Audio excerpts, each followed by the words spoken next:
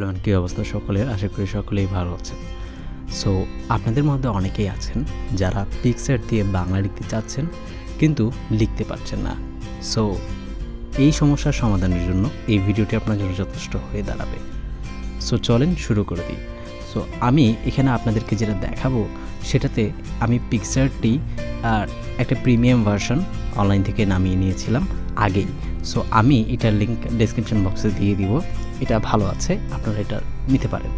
এরপরে আপনি যে কোনো ব্রাউজারে গিয়ে একটি বাংলা ফন্ট নামিয়ে নেবেন। যেমন আমি এই ফ্রন্ট বিডির এই পেজটি থেকে এখন একটি বাংলা ফন্ট নামাবো।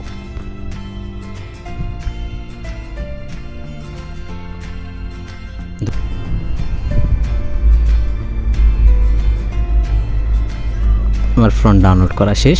এরপরে আপনি যেটা করতে হবে, আপনি ডাউনলোড ম্যানেজারে গিয়ে আপনার জিপ ফাইলটিকে আনজিপ করে নেবেন এবং এক্সট্রাক্ট করে নেবেন। এক্সট্রাক্ট করা শেষ হলে আপনি পিকচারে চলে যাবেন।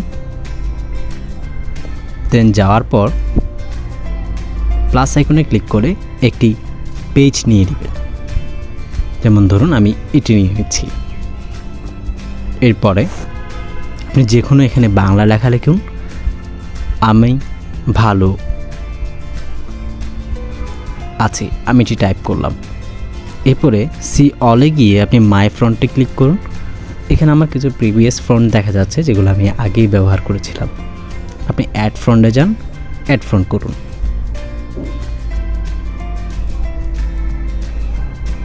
এই যে বাঁধন আনমনা ফাইলটি আমি সিলেক্ট করে নিচ্ছি।